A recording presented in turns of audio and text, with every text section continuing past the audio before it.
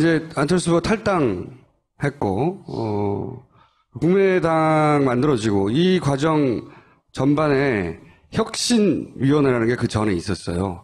당을 혁신하자. 그럴 때 혁신위원장을 하셨어요, 그때. 장으로 제안받았는데 제가 거절하고 김상곤 위원장님이 하는 게 맞다고 해서 저는 위원이었습니다. 그때 무슨 워딩을 그때 날리셨냐면 제가 기억하는 게 안철수는 차라리 탈당해라. 실제로 탈당했잖아. 이 사단을 만든 책임자 중에 하나예요. 그때 무슨 일이 있었는지 전후 사정을. 당시 이제 문재인 대표가 당대표였죠. 그런데 흔들기가 계속되는 상태에서 그 당을 혁신하겠다고 해서 혁신위원장을 모신다고 했을 때 맨 처음에 얘기를 했던 사람은 안철수 그 당시 의원이었습니다. 근데 안 의원이 거절하셨고 또 저에게도 그런 얘기가 와서 저는 안 된다라고 거절하고 혁신위원으로 들어갔는데 그래서 이제 혁신안을 만들었습니다. 계속 뭐 10차에 걸쳐서 계속 만들었는데 그 만든 모든 혁신안은 당시 새정치민주연합의 그 당무위원회, 중앙위원회 등등 모든 공식적 절차를 다 거쳐서 토의를 하고 난 뒤에 압도적 다수로 통과가 됩니다. 그게 지금의 당헌 당규입니다. 이게 마음대로 우물딱주물딱해서 당헌 당규를 만든 게 아니라 모든 공식 절차를 다 지키고 토론을 다 거치고 있는데 통과가 됐는데 갑자기 그게 틀렸다고 하시고 이게 필요 없고 전당대회 새로 해야 된다라고 계속 안 의원이 하시는 겁니다. 그 논쟁하는 자리에 안철수 의원은 당시 안 오셨잖아요. 제가 정말 답답한 일이죠. 왜냐하면 그 이제 안철수 의원님은 그 지금 말하는 의원총회, 뭐 당무위원회, 중앙위원회 모두 출석해서 발언할 수 있는 권리가 있습니다. 근데 그 자리엔 전혀 안 오세요. 안 오시고 결정이 나면 그날 오후에 틀렸다고 하세요. 그러니까 왜 나한테 안 물어보고 그렇게 결정하냐 이런 생각을 저는 이게 하는 거죠. 물론 이제 안철수 의원님이 그 당시도 뭐 굳이 얘기하면 큰 그 세력의 수장이실 수 있는데 그때 저는 당시 느낌으로 이제 탈당을 준비하시는구나라는 느낌이 들었습니다. 그래서 제가 그 말을 질렀을 때 주변 사람들이 심한 거 아니냐라고 많이 욕을 먹었어요. 근데 저는 아무리 탈당하실 것 같아. 그러려면 깔끔하게 정리하는 게 맞지 않겠냐 이런 취지에서 말씀드렸죠. 몰아내신 거야. 그때 전혀 저 몰아내진 않았습니다. 안철수 의원께서 당시에 탈당을 안 하시고 혁신위가 통과했던 당헌 당규에 따라서 움직이시면서 활동을 했다면 과거 이제 더민주 전당대회를 생각해 보시면 그때 거의 안희정 지사 같은 정도의 힘과 역할을 가졌을 거라고 생각합니다. 근데 그분은 그렇게 생각을 안 하셨어요. 자기만의 군대가 필요하구나. 그걸로 만족 못하는 거죠. 어떤 정치인으로서 자신이 권력을 잡아야겠다는 것, 저는 그건 도덕적으로 비난해서는 안 된다고 봅니다. 나가신 거죠. 나가셔서 새로운 당을 만드셨고 새 기업을 일종의 새로운 기업을 창업하셨잖아요.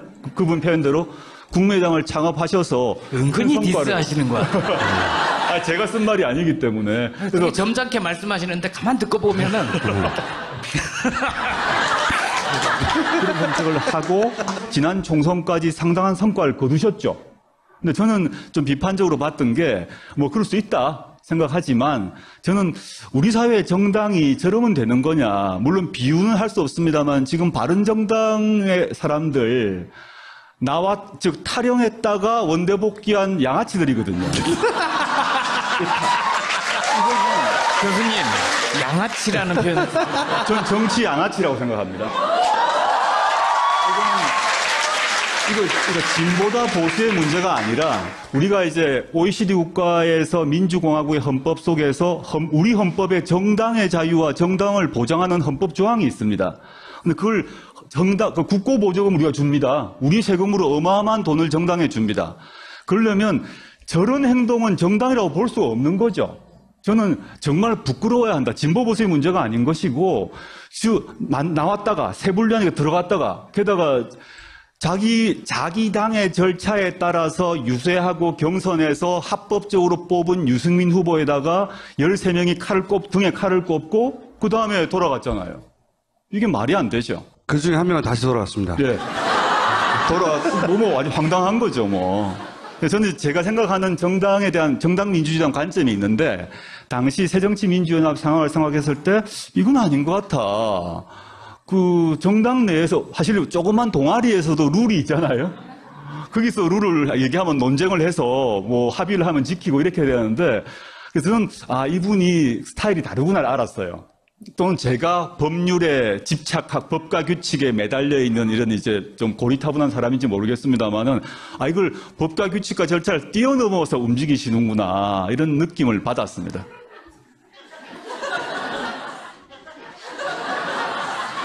또 디스인가요? 아니, 그러니까, 말을 너무 잘하잖아요.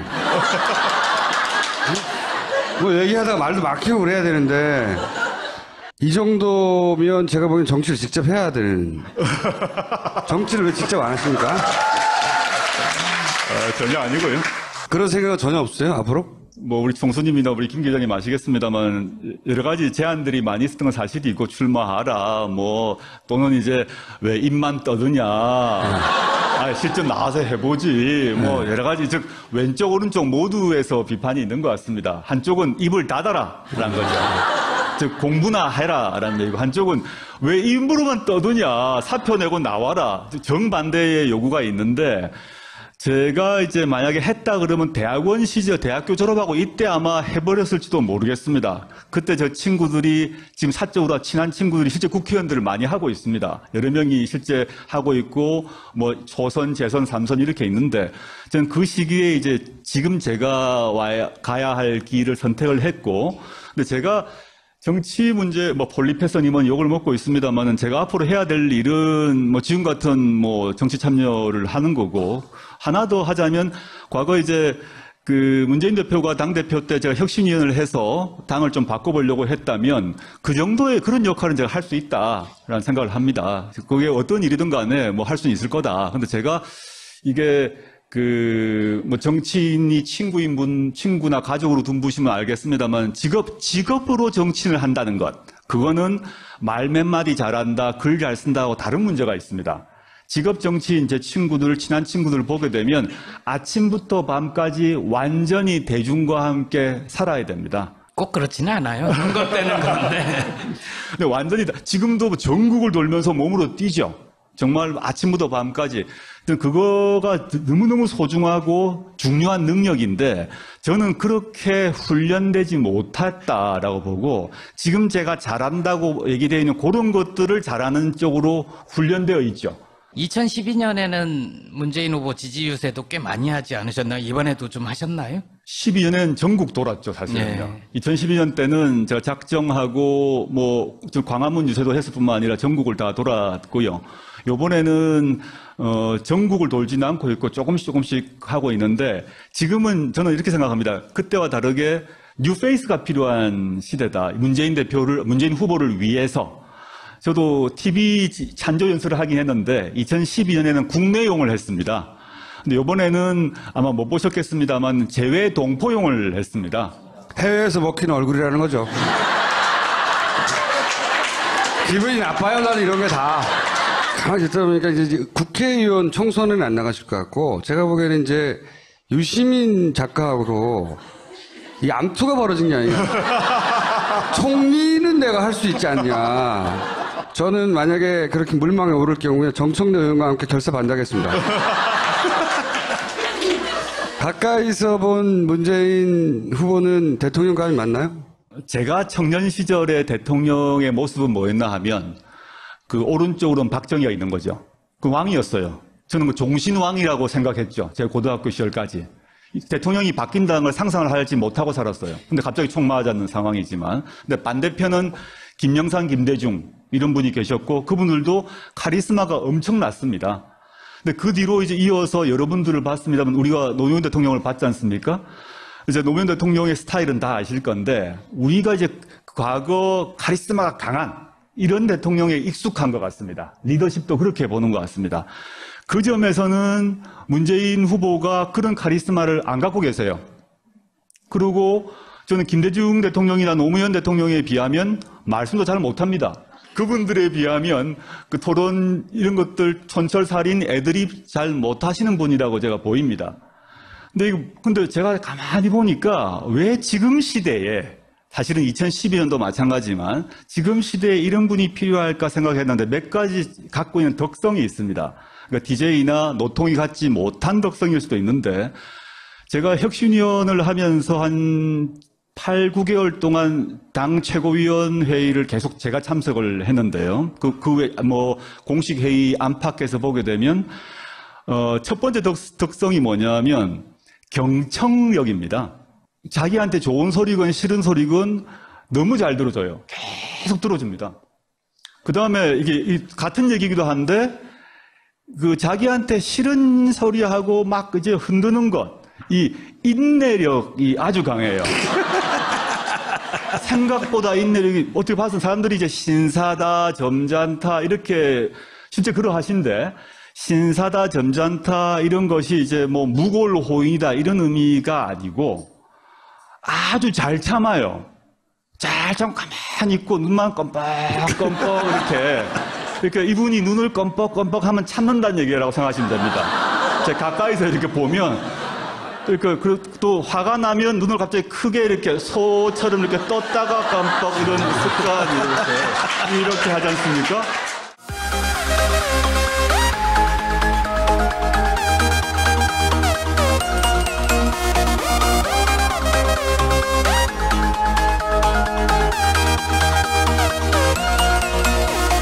줍니다. 우리 세금으로 어마어마한 돈을 정당에 줍니다. 그러려면 저런 행동은 정당이라고 볼 수 없는 거죠. 저는 정말 부끄러워야 한다. 진보 보수의 문제가 아닌 것이고, 나왔다가 세불련에 들어갔다가, 게다가 자기 당의 절차에 따라서 유세하고 경선에서 합법적으로 뽑은 유승민 후보에다가 13명이 등에 칼을 꼽고 그 다음에 돌아갔잖아요. 이게 말이 안 되죠. 그 중에 한 명은 다시 돌아왔습니다. 예. 아주 황당한 거죠, 저는 제가 생각하는 정당 민주주의에 대한 관점이 있는데, 당시 새정치민주연합 상황을 생각했을 때, 이건 아닌 것 같아. 정당 내에서, 사실 조그만 동아리에서도 룰이 있잖아요? 거기서 룰을 얘기하면 논쟁을 해서, 합의를 하면 지키고 이렇게 되는데, 그래서 저는, 이분이 스타일이 다르구나 알았어요. 또는 제가 법률에 집착하고 법과 규칙에 매달려 있는 이런 이제 좀 하셨잖아요? 그분 표현대로. 국민의당을 창업하셔서 은근히 디스하시는 거야. 제가 쓴 말이 아니기 때문에. 그래서 점잖게 말씀하시는데 가만 듣고 보면은 그런 정책을 하고 지난 총선까지 상당한 성과를 거두셨죠. 근데 저는 좀 비판적으로 봤던 게 그럴 수 있다 생각하지만, 저는 우리 사회의 정당이 저러면 되는 거냐. 물론 비유는 할 수 없습니다만 지금 바른정당의 사람들 즉 탈영했다가 원대 복귀한 양아치들이거든요. 교수님, 양아치라는 표현. 전 정치 양아치라고 생각합니다. 이거 진보다 보수의 문제가 아니라, 우리가 이제 OECD 국가에서 민주공화국의 헌법 속에서 우리 헌법에 정당의 자유와 정당을 보장하는 헌법 조항이 있습니다. 근데 그걸 국고보조금 우리가 이제 안철수 후보가 탈당했고, 국민의당 만들어지고, 이 과정 전반에 혁신위원회라는 게 그 전에 있었어요. 당을 혁신하자. 그럴 때 혁신위원장을 하셨어요, 그때. 장으로 제안받았는데 제가 거절하고 김상곤 위원장님이 하는 게 맞다고 해서 저는 위원이었습니다. 그때 무슨 워딩을 그때 날리셨냐면, 제가 기억하는 게, 안철수는 차라리 탈당해라. 실제로 탈당했잖아. 이 사단을 만든 책임자 중에 하나예요. 그때 무슨 일이 있었는지 전후 사정을. 당시 이제 문재인 대표가 당대표였죠. 근데 흔들기가 계속되는 상태에서 당을 혁신하겠다고 해서 혁신위원장을 모신다고 했을 때 맨 처음에 얘기를 했던 사람은 안철수 당시 의원이었습니다. 근데 안 의원이 거절하셨고, 또 저에게도 그런 얘기가 와서 저는 안 된다라고 거절하고 혁신위원으로 들어갔는데, 그래서 이제 혁신안을 만들었습니다. 계속 큰 세력의 수장이실 수 있는데, 그때 저는 당시 느낌으로, 이제 탈당을 준비하시는구나라는 느낌이 들었습니다. 그래서 제가 그 말을 질렀을 때 주변 사람들이 심한 거 아니냐라고 많이 욕을 먹었어요. 근데 저는 아무래도 탈당하실 것 같아. 그러려면 깔끔하게 정리하는 게 맞지 않겠냐. 이런 취지에서 말씀드렸죠. 몰아내신 거야. 그때 전혀 저 몰아내진 않았습니다. 안철수 의원께서 당시에 탈당을 안 하시고 혁신위가 통과했던 당헌 당규에 따라서 움직이시면서 활동을 했다면, 과거 이제 더민주 전당대회를 생각해 보시면 그때 거의 안희정 지사 같은 정도의 힘과 역할을 가졌을 거라고 생각합니다. 근데 그분은 그렇게 생각을 안 하셨어요. 자기만의 군대가 필요하구나. 그걸로 만족 못하는 거죠. 전 정치인으로서 자신이 권력을 잡아야겠다는 것, 저는 그건 도덕적으로 비난해서는 안 된다고 봅니다. 나가신 거죠. 나가셔서 새로운 당을 만드셨고, 새 기업을, 일종의 새로운 기업을 창업, 10차에 걸쳐서 계속 만들었는데, 그 만든 모든 혁신안은 당시 새정치민주연합의 그 당무위원회, 중앙위원회 등등 모든 공식적 절차를 다 거쳐서 토의를 하고 난 뒤에 압도적 다수로 통과가 됩니다. 그게 지금의 당헌 당규입니다.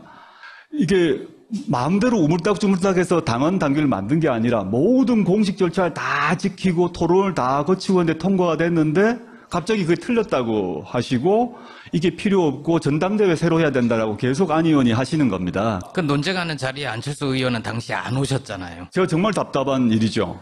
왜냐하면 안철수 의원님은 그 지금 말하는 의원총회, 당무위원회, 중앙위원회 모두 출석해서 발언할 수 있는 권리가 있습니다. 근데 그 자리엔 전혀 안 오세요. 안 오시고 결정이 나면 그날 오후에 틀렸다고 하세요. 그러니까 왜 나한테 안 물어보고 그렇게 결정하냐 이런 생각을 저는 하는 이게 거죠. 물론 이제 안철수 의원님이 그 당시도 굳이 얘기하면